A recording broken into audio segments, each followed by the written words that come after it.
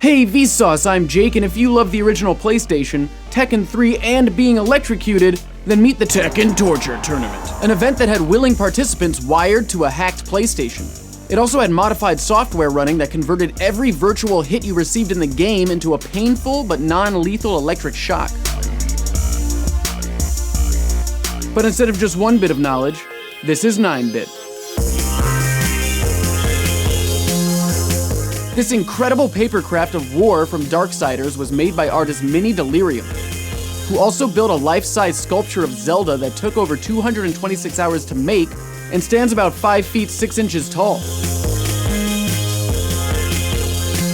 You can download the template for both and try making them yourself, or you could play the original Legend of Zelda. Not the version released at the end of 1987 in Europe and North America for the NES, but the one that came out in Japan in 1986 for a completely different console, the Famicom Disk System.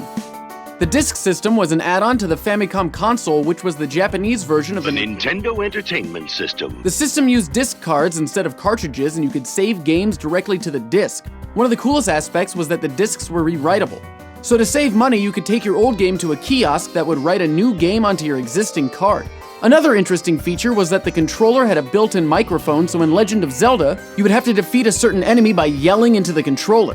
If you want to find out more Zelda facts, Did You Know Gaming has an awesome video series about it. But for a game that was never released, there's Alien Crucible. Originally announced in 2006, Crucible was an RPG that was being developed the same time as Aliens Colonial Marines, but by Obsidian, the people behind Fallout New Vegas and Knights of the Old Republic 2. Crucible was supposedly ready to ship when it was canceled for unknown reasons. But at least we have this awesome concept art to cry over.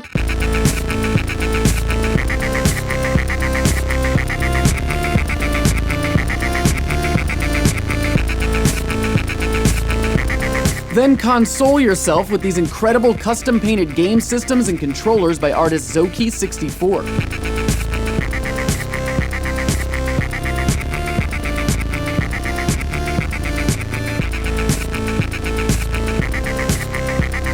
YouTuber Ave Magna Dude makes amazing Minecraft-styled animations. You may have seen his Assassin's Craft 3, Battlecraft 3, or Ender Scrolls 5 videos, but he also makes awesome shorts like this one called The Parable of Bryn.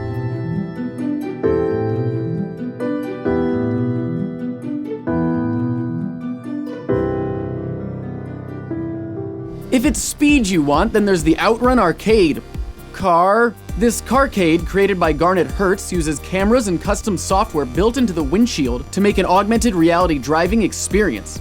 It reads the geometry of the street and converts it into the style of the game, so you can navigate real life through the actual arcade steering wheel and screen. For a smaller arcade experience, there's Vicolero 1, who makes tiny custom arcade cabinets. He specializes in modding current systems to fit into the minuscule enclosures like the world's smallest cocktail arcade made partially out of an iPhone. Or this tiny Mortal Kombat cabinet made out of a deconstructed Game Boy Advance. For even more dedication, there's Lisa Courtney, who has spent over 15 years getting as much Pokémon memorabilia as she can.